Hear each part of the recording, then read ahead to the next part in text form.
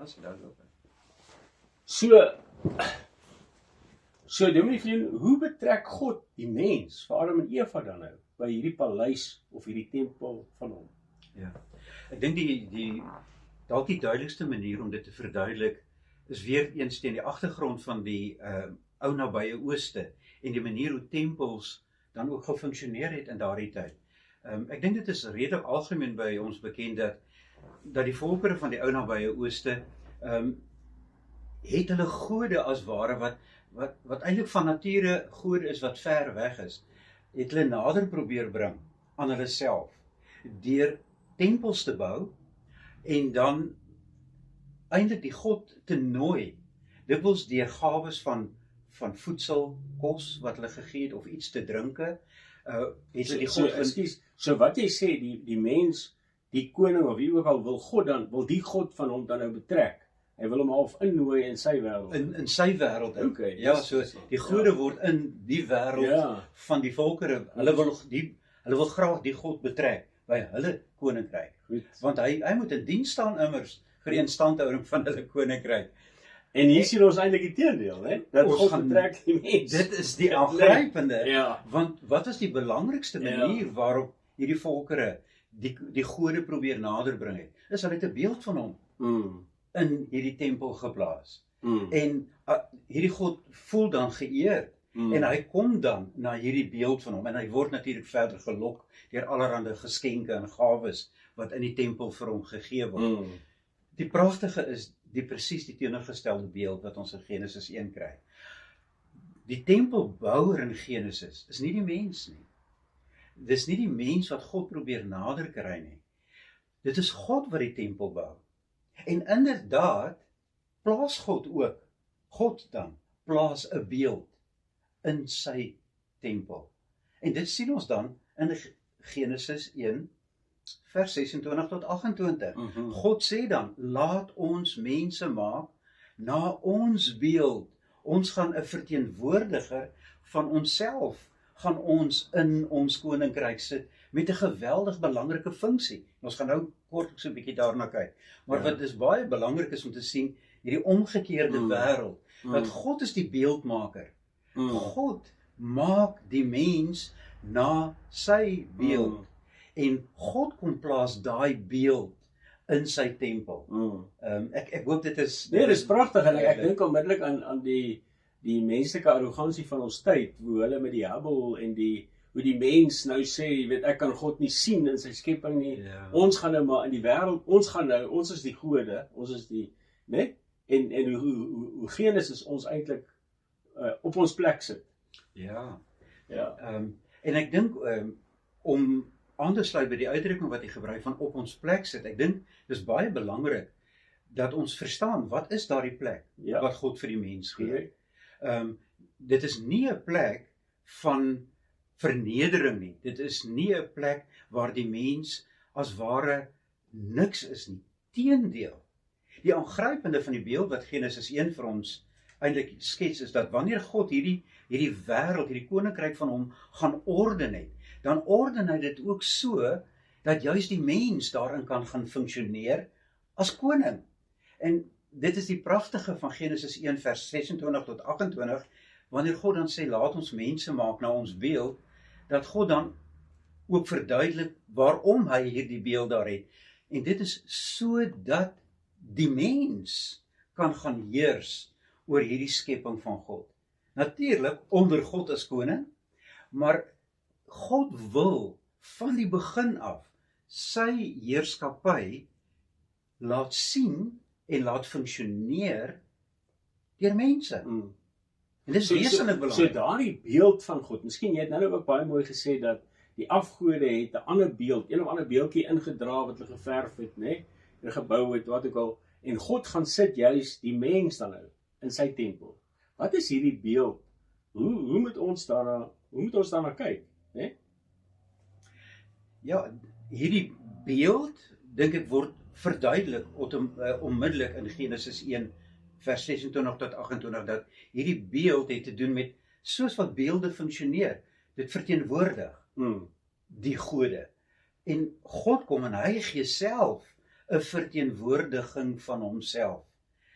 is opvallend, as ek mag spring na die Nuwe Testament, hoe uiteindelik ons Here Jesus Christus, juis in die hele Nuwe Testament voorgestel word as die ware beeld van God, die verteenwoordiger van God, maar dan wel op 'n baie besondere manier, en dit is naamlik as mens. God word mens, en as mens kondig die Here Jesus ook aan, nou het die koninkryk van God naby gekom, en dan heel letterlik in 'n man van Nasaret, wat met stowwerige voete op die strate van Jerusalem rondloop. So word die koninkryk van God sigbaar in hierdie wêreld, werklik deur 'n mens, en dit sal ons baie graag, dink ek, wil beklemtoon. Ja, en dan net belangrik dalk, God betrek, en die beeld van God is dan man en vrou. Ontsettend belangrik. Ek dink dit sê die teks ook baie uitdruklik. En ons sien dan ook later hoe dit funksioneer, ook in Genesis 2 en Genesis 3. Daar is die hele tyd hierdie interaksie en samewerking van man en vrou.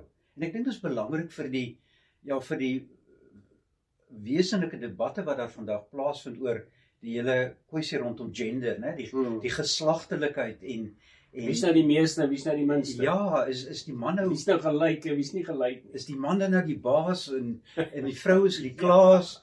Ja. Daardie terminologie funksioneer nie eers in die woord van die Here nie. Ja. Hier is man en vrou heeltemal saam, konings en koninginne. Maar albei diensknegte van God se koninkryk. Daar lê hulle funksie. Ek wil gou teruggaan na die koninklike handelinge. Ons het nou gesê, en jy het baie mooi verduidelik, dat God kom skep, hy kom bou hierdie paleis, hy sit die ligte, hy hang die lampe, hy maak die kamers, en heel laaste gaan haal hy sy beeld. Ja. En hy gaan sit sy beeld, die mens, sit hy nou in die middel van hierdie pragtige skepping. Nou, wat doen die mens wat God nadoen? As ons na Genesis kyk, né? Daar sekere handelinge wat die mens doen, wat God ook gedoen het. Dit vertel ons net meer en hoe belangrik dit is vir sy koningskap. Ja, ek dink as ons daarmee kan beweeg na Genesis 2 toe, want Genesis 2 doen eintlik presies nou dit, wil kom wys maar hoe het God hierdie taak en funksie vir die mens, man en vrou gegee. God gaan plaas die mens op 'n heel besondere plek in sy koninkryk, in 'n tuin, in 'n paleistuin, met ander woorde, by God se groot paleis, is daar hierdie paleistuin, waar Adam en Eva in die tuin van Eden 'n plek kry. En dan het hulle 'n baie spesifieke funksie. Hierdie tuin moet heilig en georden gehou word. Die mens kry dus die taak en die opdrag om hieroor te regeer op 'n besondere manier, deur dus alle magte wat boos is, daar uit te hou. Daar mag nie enigsins chaos magte daarin kom nie. Hulle moet dus hierdie tuin, tweeledig is daar 'n opdrag. Hulle moet dit bewerk, kom ons sê dit, maar hulle moet dit gaan ontwikkel. God gee dit vir mense die verantwoordelikheid om dit te ontwikkel, maar hulle moet dit ook bewaar. Want daar is hierdie magte wat ons in die begin by die skepping al gesien het, wat teruggedruk moet word die hele tyd. Kom ons sê maar die watermassas, wat teruggedruk moet word, wat tekens gewoon was van onregverdige magte wat God se koninkryk teestaan.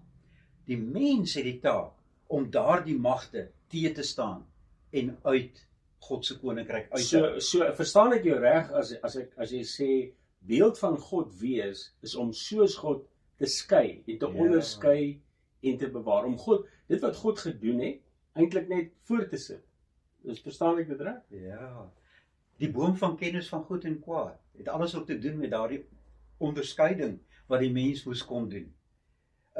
Daardie boom wat die Satan, hierdie bose mag dan nou eintlik die mens mee kom beproef en kom toets om te kyk, maar gaan die mens werklik doen wat hy veronderstel is om te doen? En hy val die mens nou juis aan by hierdie boom van kennis van goed en kwaad, daar waar die mens juis moes kon onderskei, hoe moet ons regeer oor God se koninkryk? En dan kom laat as ware Adam en Eva hierdie bose magte, hierdie magte van onreg en van sonde en ongeregtigheid. Laat die mens as ware toe binne hierdie heilige tempel van God en kom daar onheilige magte en kragte in God se skepping. En daar lê uiteindelik die wesenlike van wat, kom ons sê maar later in dogmatiese taal beskryf word as die sondeval. Die sondeval is nie een of ander, kom ons sê maar basies morele oortreding wat die mens begaan het nie, maar dit gaan daaroor dat die mens nie sy koningskap uitgeoefen het, soos wat God hom aangestel het in die tuin nie.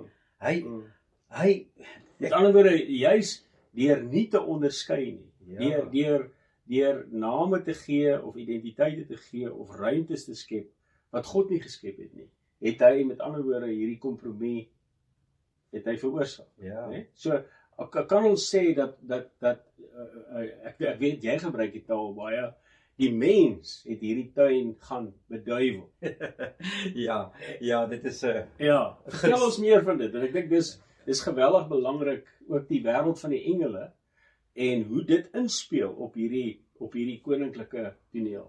Ja, ek dink wat Genesis alreeds laat sien is dat daar 'n wêreld buite die sigbare skepping is daar heel duidelik 'n onsigbare skepping teenwoordig. Daar is bose kragte en magte, soos wat Paulus dit later in Efesiërs sal verwoord, ook juis wanneer hy weer oor hierdie heerskappy gaan praat, as hy sê julle stryd is nie teen vlees en bloed nie, maar teen die bose magte en kragte wat daar teenwoordig is in die lig, en dat hierdie stryd moet gevoer word in die krag van God en nie in jou eie krag nie. Wel, dit sien ons dan inderdaad deurdat die mens, soos wat ek dan nou maar graag sê, die wêreld laat beduiwel, deurdat hy vir die duiwel as ware 'n wettige plek gaan gee, deur met eintlik in onderhandeling te gaan met hierdie bose magte. As ek miskien net vinnig mag teruggaan na een van die vorige vrae, want ek dink ek het dit nie so duidelik gemaak nie, die manier waarop die mens byvoorbeeld voortgaan met God se skeiding taak, 'n skepingstaak. Byvoorbeeld, God bring die diere na Adam toe. En wie gee vir die diere hulle name? Dis nie God nie. Nee. God kom sê vir Adam, gee jy nou vir hulle name? En dis pragtig hoe die teks dan ook sê, en soos wat Adam hulle genoem het, so was hulle dan ook gewees. Met ander woorde, die mens begin hierdie heerskappy taak van hom uitvoer. En dis pragtig hoe dit uitgebeeld word. En die mens moet vrugbaar wees en vermeerder. So word Eva dan ook uitgebeeld in Genesis 2 as 'n helper wat by Adam pas. Adam kan nie 'n nageslag vermeerder sonder Eva nie. Hy's magteloos, hy's kragteloos. En hier is 'n helper wat God nou vir Adam gee, dat die twee saam hierdie koninkryk laat kom deur hierdie aarde vol te maak, hierdie heiligdom van God vol te maak met mense van God.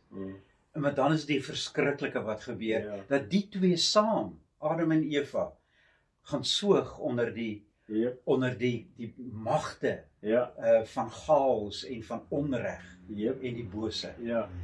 Pragtig. Kom ons gaan net 'n bietjie terug na God se skepping. Ons verstaan nou van die beduiweling, ons het ietsie daarvan, maar God skep ook 'n baie besondere dag.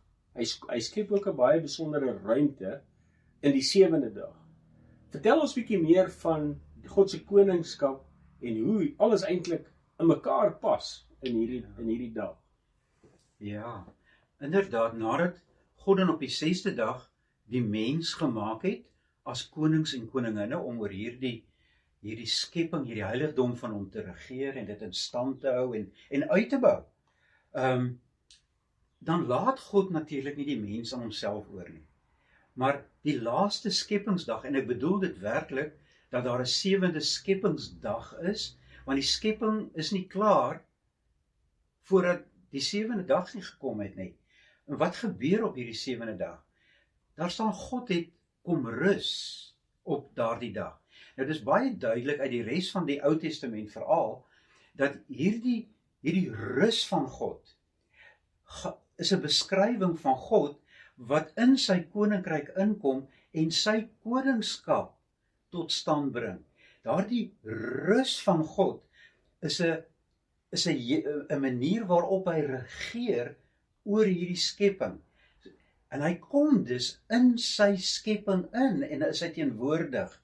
Ons lees byvoorbeeld so in die Psalms, waar daar hierdie oproep is tot God.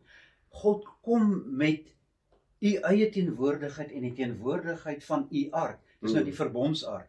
En kom trek in u tempel in, en dan gebruik hy hierdie uitdrukking, kom rus in u tempel, Here. Dit beteken dat, Here, kom regeer u nou oor hierdie tempel van u. Nou, dis presies wat gebeur op hierdie 7de dag.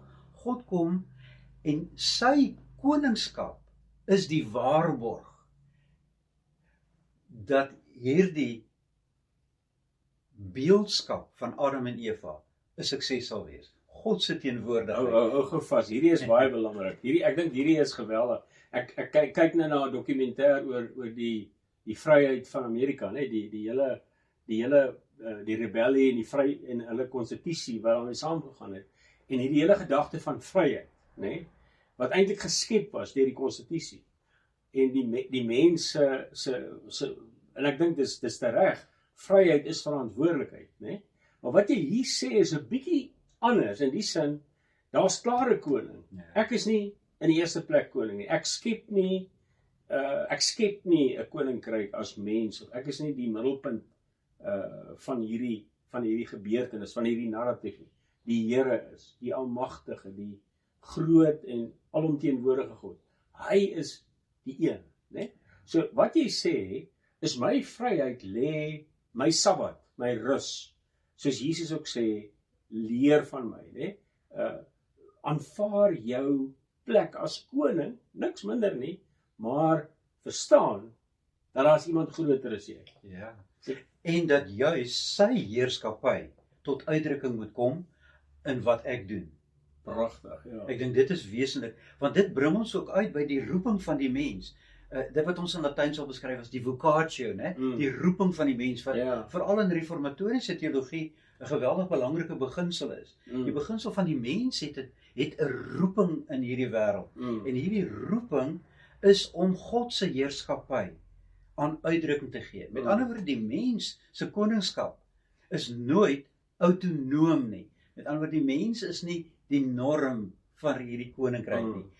Dis juis God wat hierdie koninkryk tot stand bring, die mens daarin in sy goedheid 'n plek gaan gee, en God is die waarborg van waaruit die mens hierdie koningskap kan gaan uitoefen. Nooit los van God nie, nooit as 'n teenpool vir God nie. Ek dink as ek dit mag illustreer, wanneer byvoorbeeld God nou sy volk uit Egipte uitgelei het, en hy bring 'n herskepping tot stand deur sy volk deur die Rooi See te laat trek op droë grond. God skep weer droë grond, en hy bring sy volk uiteindelik by die berg Sinai, en God weer in die midde van sy volk kom woon in die tabernakel. Is dit opvallend hoe daardie tabernakel funksioneer? Daardie tabernakel, en dis die geskiedenis van byvoorbeeld die boek Levitikus en Numeri, daardie tabernakel sou net op een manier in beweging kom. En dit is wanneer die wolk van God se heerlike teenwoordigheid in daardie tabernakel, as hy in beweging gaan, en daardie wolk sal voor die volk uittrek, en as dit gebeur, dan volg die volk. En daardie herstel van God se koninkryk sien ons daar, dat hierdie volk wat nou 'n koninklike priesterdom is, met ander woorde die mens herstel, bly die volg van God se leiding en sy koningskap. Pragtig. En daar lê die vrede. Daarin lê die vrede. Daar lê die dissipline. So met ander woorde, ons kan minder in ons babbeltjies spring en ergens heen ry en sê, hoe meer ek in my lewe God laat regeer en jy God in jou lewe laat regeer, hoe meer sien ons God. Is ek reg? En hoe meer dit in die kerk, in die samelewing gebeur. Ja, inderdaad. En het ons dalk te doen bietjie met 'n oordrewe selfbeeld teologie in hierdie, as ons praat van die beeld van God en die heerskappy van God, die koningskap van God en die selfbeeld teologie, net vinnig. Ek is 'n bietjie op een kant, ek weet, maar sê miskien net vir ons iets daaroor. Ja, ek dink dit is baie interessant. Ek gaan nou wel 'n klein bietjie na die Nuwe Testament toe spring. Ek dink aan 'n teks soos Romeine 3 vers 28, waar die apostel Paulus die nood van die krisis waarbinne die mens is, beskryf. Dat hy nie begin by allerhande morele oortredings nie, maar dat hy eintlik, wel selfs voor Romeine 3 en Romeine 1 begin, dat die heerlikheid van God verruil is vir die van die skepsel. Wat is daar die heerlikheid? Die heerlikheid is die afskynsel van God uit die mens uit. Met ander woorde, die heerlikheid van die mens, waaraan die mens nou ontbreek. Paulus sê in Romeine 3 vers 28, dit ontbreek die mens aan die heerlikheid van God. Wat beskryf dit? Die mens het hierdie koningskap verloor. En dis die ellendige wat ons Here Jesus Christus nou juis voor 'n oplossing gebring het. Juis in hom sien ons die mens as koning funksioneer. So wou God hê, moet die mens in gehoorsaamheid God se koningskap dien. So pragtig. Ek hoop dit is so wat jy ja, nee, ek dink so die selfbeeld, die hele ding van die selfbeeld kan verskriklik maklik ontspoor as ek nie verstaan wat die heerlikheid van God in my lewe of in 'n mens in die mens se lewe beteken nie. Want dan gaan ek hier binne na iets soek, reg? Ja. En in plaas daarvan dat ek kniel voor die Almagtige. Ja, en dat ek doen wat ek moet doen. As ek mag spring byvoorbeeld na Romeine 8. Wat lees ons van die skepping byvoorbeeld in Romeine 8? Pragtig, ja. Die hele skepping waaroor God die mense aangestel het om te regeer, sê Paulus nou, smag. En die hele skepping is in barenswee. Waarvoor? Dis in barenswee vir die openbaarmaking van die kinders van God, wat weer in die beeld van God herstel word. En so sê hy dit dan ook uiteindelik aan die einde van Romeine 8. Ja. Ons word dan weer gelykvormig gemaak aan die beeld van die seun van God. Ja. Die seunskap van die mens word met ander woorde herstel in Jesus Christus. En so word hierdie uitroep, hierdie barenswee van die hele skepping beantwoord deurdat die mens in Christus weer herstel word in sy posisie as koning en koningin. Ja. Goed, baie mooi. So, miskien is 'n groot vraag wat ons kykers nou het. Ons verstaan so 'n bietjie meer van die koningskap van Adam en Eva en God se koningskap in die skepping. Maar hoe gaan ek as prokureur of as dokter of as ingenieur of as versekeringsagent, hoe gaan ek God se beeld, hoe regeer ek? Kan ek? Kan ek my werkie, my beskeie werkie, kan ek dit werklik gaan neersit in die plek van Adam en Eva? Ek dink die beste en die regte plek om by te begin is weer eens by ons Here Jesus Christus. Wanneer hy as die beeld van God op aarde begin funksioneer. Dit is opvallend dat die Here Jesus ook onmiddellik na sy doop deur die Heilige Gees die woestyn ingeneem word met 'n baie spesifieke doel om beproef te word of om versoek te word eintlik, dis hoe dit beskryf word. En dan is dit ook opvallend dat die Here Jesus, net soos wat Adam in die tuin onmiddellik aangeval was deur 'n bose mag, gebeur dieselfde met ons Here Jesus. Hier kom onmiddellik 'n aanval op die Here Jesus en wat doen Jesus? Hy beroep homself die hele tyd op die woord van God en op die feit dat wanneer die Satan sê, maar weet jy wat, ek kan vir jou allerhande koninkryke gee, buig net voor my. Ek kan vir jou alle koninkryke gee, dat die Here Jesus as ware vir ons sê, maar dit behoort reeds aan my. Né?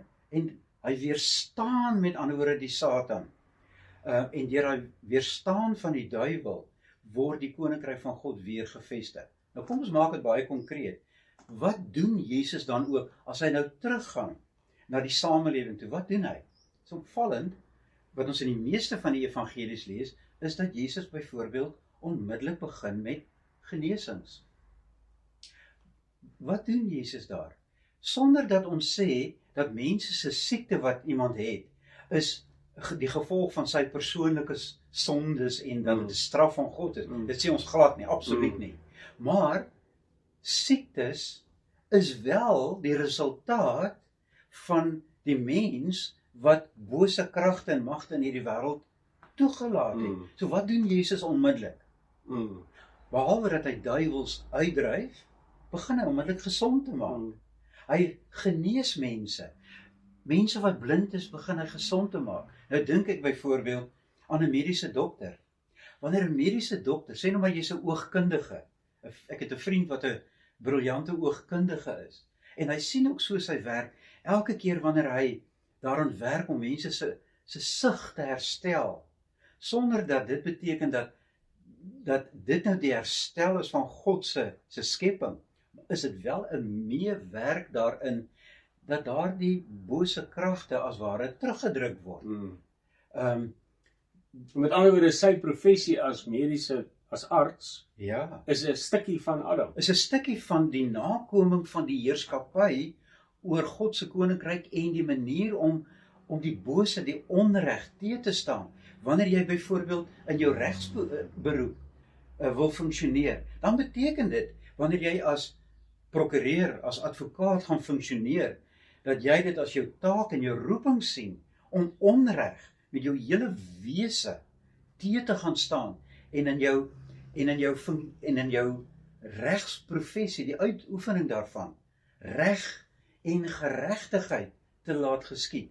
Want hierdie koninkryk van God is 'n ryk van reg en geregtigheid. So daar lê jou taak om jou koningskap uit te oefen, is die reg en geregtigheid te soek. Pragtig. Nou, dit is in 'n sekere sin, en ek hoop die professionele mense sal my vergewe as ek nou sê, dis redelik maklik vir ouens wat professioneel is en in die regte of in die mediese veld om te sê hulle kan heers as konings en hulle kan so heers. Maar dit is tog pragtig dat Jesus, soos jy ook nou gesê het, kom en hy kom dien. En hierdie magtige God koning kom ook nie as Adam en Eva die wêreld beduiwel het, kom hy ook nie in woede nie en in vernietiging nie. Hy kom dien, né? Is dit nie ook so? Nie almal van ons doen wat ons wil nie. Baie van ons het 'n beroep wat ek glad nie sou wou hê nie. 'n Posisie wat ek hoe dra ek ook daar as koning, né? Hoe dra ek ook daar as koning God se beeld uit? Ek dink die perfekte voorbeeld daarvan is ons Here Jesus self. Wanneer hy besig is om God se koninkryk te laat kom, beland hy wel in 'n posisie wat baie onbenydenswaardig is. Byvoorbeeld wanneer hy in die tuin van Getsemane kom en hy dan in bloedsweet tot die Vader bid, Vader, as dit U wil is, laat hierdie beker by my verbygaan. Hy weet hy gaan in 'n situasie kom wat nie sy keuse is nie. Wat as hy as mens dit kon gekies het, hy liefst dit verby sou wou laat gaan. Maar sy gebed bly, Vader, nie my wil nie, maar U wil geskied. En so gee hy homself dan ook in sy lyding, ook in sy lyding vir wat reg is, deur dit daaraan oor te gee, laat hy die koninkryk van God kom. Deur Jesus se gebed, as hy dan bid, Vader, U wil geskied, is niks anders nie as die gebed wat die Here Jesus later vir sy disippels leer bid, laat U koninkryk kom. So met ander woorde kan ons sê, koningskap is in sy pure, in sy skoonste vorm, dienaarskap. Absoluut. En dit is wat ons Here Jesus kom illustreer. Nou, hy sê dit ook baie duidelik vir sy disippels. Ek het nie gekom om gedien te word nie, maar om te dien. En een van die plekke waar dit waarskynlik die duidelikste word is, kort voor die Here Jesus se gevangeneming en uiteindelik sy sterwe aan die kruis, is wanneer hy sy disippels se voete gaan was. En hy letterlik een van die laagste funksies in die samelewing van daai tyd gaan vervul, naamlik die van 'n huiskneg, 'n huisslaaf eintlik, wat op die grond gaan sit, aan die voet van sy meester, en sy voete begin was. En dan sê die Here Jesus ook, deurdat ek dit doen, laat ek alle geregtigheid geskied. En as Petrus sê jy mag dit nie doen nie, dan sê Jesus, maar as ek dit nie doen nie, Ja. het jy nie deel aan my nie. Wel, dis so pragtig. Ek dink ons hardloop half bietjie uit tyd, maar ek dink ons moet nog 'n paar vinnige goed sê, net vir die luisteraars sê, kykers, ons doen 'n hele klomp ons gaan 'n hele klomp sessies doen oor die koningskap en die koninkryk, né? So ons gaan nie, maar ek dink is pragtig en ek dink die prentjie wat ons vandag kry is dat hierdie koningskap van God in Genesis het alles te doen met wie ons as mense en wat die beeld van God werklik in ons lewens is. Ek wil nou vir jou net 'n vraag vra. Die narratief wat jy hier vir ons bied, is nie die normaal filosofies wetenskaplike benadering tot Genesis nie. Met ander woorde, jy sê Genesis is geskryf in 'n spesifieke mondering en dit wil ons juis hiervan vertel, van God se koningskap en ons koningskap en ons deel daaraan. Daarin, nê. So vertel ons net meer van hierdie narratief. Hoe belangrik is dit as ek Genesis reg wil lees? Ja, ek dink as ek nou met 'n baie breë kwas mag verf en net 'n paar lyne aandui, dan is dit opvallend as ons sien dat wanneer die Here vir Abraham roep, dan is dit niks minder nie as God wat eintlik sy heerskappy weer kom herstel. So daai selfde tema, dieselfde tema kom die hele tyd. Byvoorbeeld in die tweede deel van Genesis, met ander woorde Genesis 12 tot aan die einde van hoofstuk 50, is 'n tema wat die hele tyd voorkom. Byvoorbeeld, waar eindig Genesis? Dit eindig met Josef wat ter wille van die volk van die Here en dis God se koninkryk koning word oor Egipte. Hy's onderkoning, hy regeer daar. Die farao gee eintlik alles oor in die hande van Josef.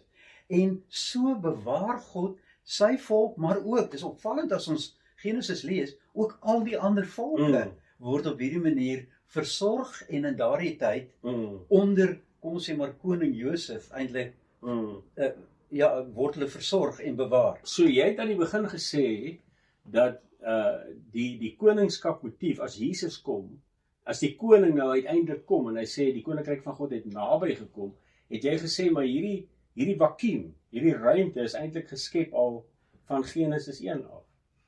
Reg? Die vakuum, die verwagting van hierdie koning, né? Dat hy sal kom. Ja. Ek dink iets wat ons tot nou toe nie genoem het, wat wel 'n belangrike motief is dat natuurlik nadat die mens vir die duiwel en die bose kragte in God se koninkryk 'n wettige plek gaan gee, wat hulle nooit mag gedoen het nie, het dit wel 'n implikasie gehad vir die mens. Want wat gebeur met Adam en Eva? Daar word 'n vakuum geskep deurdat hierdie beeld van God uit hierdie tuin uitgedryf word. En die letterlik, en ek dink nie dit is 'n oordrywing om dit te sê nie, letterlik die res van die narratief van die hele Bybel, Ou en Nuwe Testament, is 'n vertelling van hoe God weer die mens in sy teenwoordigheid, in hierdie heiligdom, in hierdie koninkryk, terugbring. Daardie uitdryf van Adam en Eva is byvoorbeeld, so word dit ook geïnterpreteer in die res van die Ou Testament, is letterlik die eerste Exodus wat plaasvind van die mens. 'n Tema wat later gereeld plaasvind, saam met die tema van ballingskap. Die mens gaan in ballingskap, of sy heerskappy word eintlik tot niet gemaak, en dan vanuit die Exodus word dit weer herstel. En hierdie temas is die hele tyd gevleg deur die hele geskiedenis van Israel. Israel wat uit die heiligdom uitgedryf word, byvoorbeeld in die tyd van die groot profete, maar dan ook weer herstel word. Daar vind 'n nuwe Exodus plaas, deurdat daar 'n wortel van Dawid sal opstaan, en die mens eintlik weer terugbring in God se koninkryk. En dit word 'n werklikheid wanneer Johannes die Doper die vinger wys na Jesus en sê, die koninkryk van God het nou naby gekom. Hier gaan 'n nuwe Exodus plaasvind. Daar die temas die hele tyd so dwars deur Ou en Nuwe Testament geweef. Ons sê baie keer, miskien ook net vir ons kykers, dat ons praat eintlik maar van die Hebreëse deel van die Bybel en die Griekse deel van die Bybel. So wat ons vandag sê, is die Griekse deel van die Bybel is eintlik maar die noodwendige afronding van die eerste boek van die Bybel. Reg? Ja. Ek dink dit is wesentlik belangrik. Dankie dat jy dit vra, want ons kyk baie keer na die Nuwe Testament asof dit nie ook 'n Joodse boek sou wees nie. En dit is tog opvallend dat die meeste skrywers van Nuwe Testament boeke is Jode en dat hulle ook self die hele tyd kom ons sê maar die fundering van hulle boodskap juis plaas in die Ou Testament. Selfs die Here Jesus, wanneer hy optree, bied homself aan as die vervulling van dit wat hy beloof het in die Ou Testament. Ons kan dus nie die Nuwe Testament gaan lees sonder om 'n baie deeglike verstaan van die Ou Testament te hê nie. Daarom verkies ons ook om nie te praat van die Ou Testament nie, omdat dikwels die suggestie daar is, hy het verouderd geraak. En eintlik is hy nie verouderd nie. Dis is die Hebreëse deel van die Bybel, en dan kom daar 'n Griekse deel by. Maar daai Griekse deel is eintlik maar net 'n voortsetting. Ja, dis maar net die troon en die rooi tapuit is die Ou Testament, nee, wat eintlik lei na die koninkry. Dis 'n onvermydelike eenheid. Dis nie Christus se koms, met ander woorde, is nie 'n plan B of 'n addisionele hoofstuk nie, nee. Ja, en dit sien ons dan natuurlik in die manier hoe die Nuwe Testament eindig in die boek van Openbaring. Pragtig. By die nuwe hemel en die nuwe aarde sien ons dat hierdie tempel van God in sy volle heerlikheid herstel word. Daar's 'n uitroep in die begin van Openbaring 21. 'n Uitroep van die troon van God af. Daar sien ons weer die begrip van God se koninkryk. Van die troon van God af is daar 'n uitroep. Kyk, die woning van God is by die mens.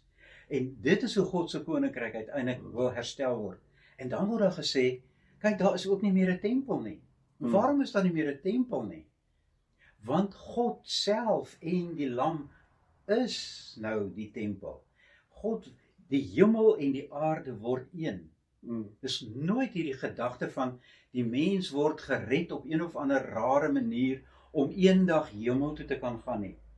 Dit is 'n totaal ander verhaal. Dis 'n verhaal van hemel en aarde wat in 'n eenheid met mekaar funksioneer. Prachtig. En uiteindelik is die hoogtepunt dat die twee een word.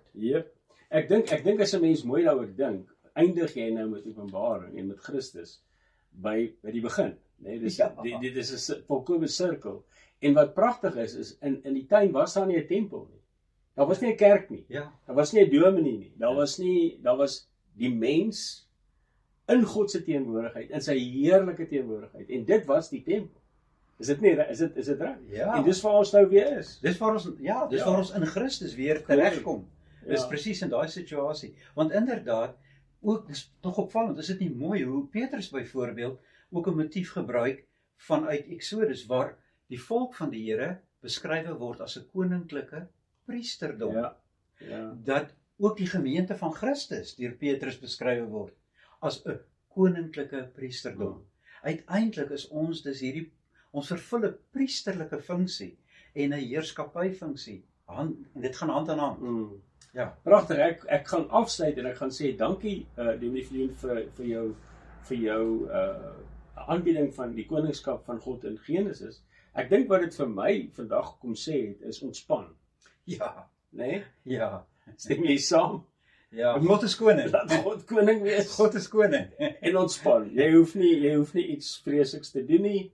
Ek dink hy gee vir ons alles wat ons nodig het om sy heerlikheid net te mag uitdra. Mag ek vir my kant 'n laaste woord dalk sê? Ek dink dit wat u nou net gesê het, dink ek word die mooiste verwoord as ek nou daaraan dink in ons Here Jesus se woorde wanneer hy God se teenwoordigheid by die mens weer kom herstel en die koninkryk kom herstel. Dan is daar van sy kant 'n roep na die volk Israel. En hy sê vir hulle, elkeen wat vermoeid en belas is, kom na my toe. Kom, wees gewoon by my. Kom hê gemeenskap met my. En wat is die belofte wat hy dan gee? En ek sal julle rus gee. Jy gaan in God se rus van die 7de dag. Jy gaan 'n ewige Sabbat hê as jy in Christus rus. So kom rus in Christus. Moenie bekommer nie. Maar dis pragtig nou dat jy dit sê. Dan dink ek daaraan. Hy is ook eerlik. Jy sê my juk. Ja, dit is 'n juk. Is lig en my nee, so met ander woorde gee Adam, jy moet onderskei. Adam, ken jou plek, maar dan op 'n positiewe manier. God is God. En ek is nie vry vryheid beteken nie ek kan doen wat ek wil nie. Vryheid beteken ek buig my knieë voor my Skepper. Daarin lê my vryheid. Ja, daarin lê my vryheid. Verskriklik dankie. Ek dink dit was baie kosbaar. En soos ek sê, ons gaan nog heelwat ander. Magnalia Day se fokus is juis om die grootheid van die Here na vore te bring. Miskien Dominee Viljoen, ekskuus. Ons kan besluit of ons hierdie bysit op die video of nie. Maar net vir my kritiese lees of kykers. As ons sê Genesis 1, die narratief van Genesis 1 is die narratief van God se koningskap, wil ons nie daarmee teen die almag van God en die skepping van God gaan en sê hy kon nie in 6 dae geskep het of hy het in 6 dae geskep of wat ook al wat 'n benadering jy wil gebruik nie. Ons wil eintlik maar net sê lees Genesis, lees die begin van die Bybel soos daardie boek homself aanbied. Ja, ek dink dit is wesentlik belangrik. Lees hom soos wat hy homself aanbied. Moenie hom laat buikspreek nie. Ons moenie die Bybel laat probeer buikspreek om bepaalde wetenskaplike vrae te gaan beantwoord wat dalk by ons leef nie. Die Bybel is 'n teologiese boek. Dis nie 'n ensiklopedie nie, dit is nie 'n wetenskap tegniese handboek nie. Die Bybel wil 'n teologiese interpretasie gee, 'n teologiese verstaan van die werklikheid waarbinne ons lewe. En Genesis wil dit vir ons sê. Gaan kyk na hierdie wêreld waarbinne jy leef. As 'n heiligdom van God. Wees daarom ook versigtig hoe jy hier loop op hierdie planeet Aarde, want dis eintlik God se heiligdom. So dit gee vir ons daardie beeld. Dit wil nie sê letterlik in hoeveel dae, kom ons sê maar in 24 uur terme God die wêreld gemaak het nie. Dis nie op die agenda van Genesis 1. En dis nie dat hy dit nie kon doen. Dis nie dat hy dit nie kon doen. Ek dink wat ek sê, dis vir my kritiese lesers belangrik om dit te verstaan. Ons hoef nie die ding moeilik te maak en na Genesis toe gaan nie. Ons kan maar net na Lazarus toe gaan. Glo ons dat God 'n stinkende lijk wat al rigor mortis het, kon opwek onmiddellik en hy leef en hy praat? Ja. Kon God in 6 dae geskep het? Ja. Die punt is, wat ons probeer sê is, deur Genesis so te lees, beroof jy die narratief, né? Van dit wat hy regtig vir ons wil sê. Reg? Ja. Stem jy saam? Ja, dit neem die fokus weg. Ja. Goed. Baie dankie. Goed, Pieter, ek dink ons kan iets daarmee maak. Ek dink ons kan. Ek dink regtig